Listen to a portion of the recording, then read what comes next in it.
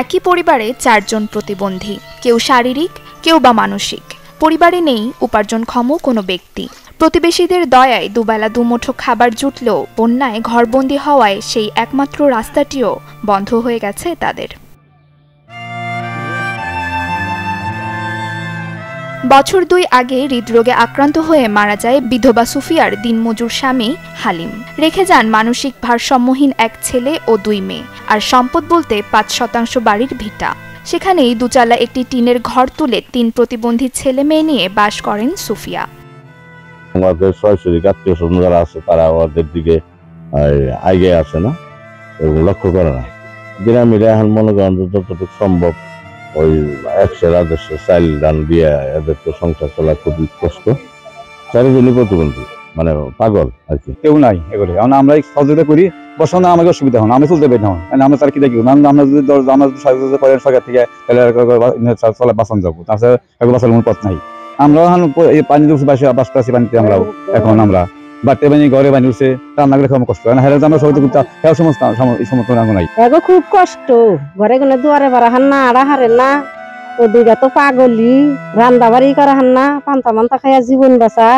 কেউ যায় দিব, তাও তো আবারও পারে না, চাইরে মুড়া পানি উবুডুবু।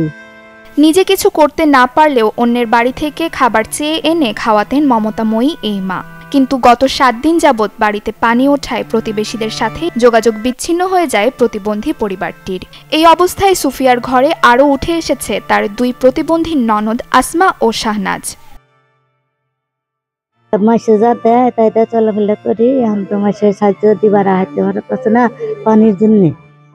আমরা চল নেই কিসে 4 জন বাচ্চা প্রতিবন্ধী নিয়ে, আমি তো রান্না বাড়ি করি নিস না, আমি খাওয়াম না, খাওয়ার কষে নাই।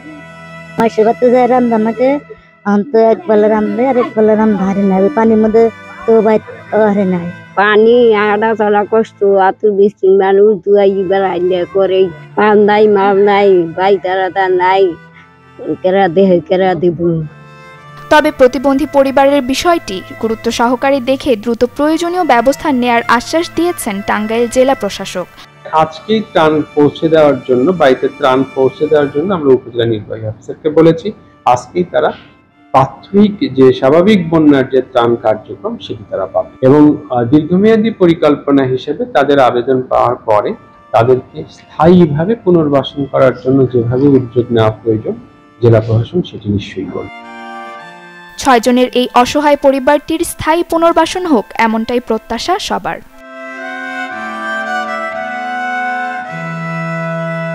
Desk report, channel 24।